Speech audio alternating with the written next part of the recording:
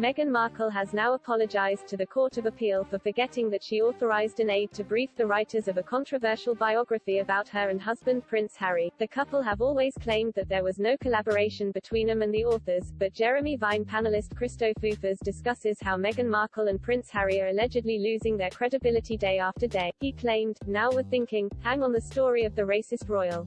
Was that not true either? But this is what happens, everything gets called into, their credibility goes day after day, and I'm sorry, it is actually reasonable to call into question." He asked, who was behind the move to the States? Call into question aspects of the relationship. They are members, or they were members of the royal family. They still want to use their royal title. They are living this sort of half in half. Oh, you know what, we're royal enough to get $150 million from Netflix, but not quite royal enough in order to have to deal with negative headlines.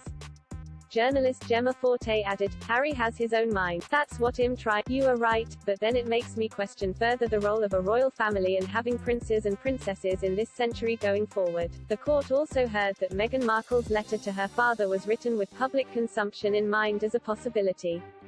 The Duchess of Sussex speculated that referring to her estranged father as Daddy in a letter to him would pull at the heartstrings in the unfortunate event that it was leaked. The court heard. Meghan Markle's representative Justin Rushbrook QC described the case as very straightforward and said her human rights were triply engaged by the publication of part of the letter. Mr. Rushbrook said, "This was a letter of which extensive contents, about half of it, were first published by the defendant without the consent of the complainant, or even notification." The court heard 585 out of 1,250 words had been republished in the 5 articles, in a plain and serious misuse of her private information, Meghan's barristers said.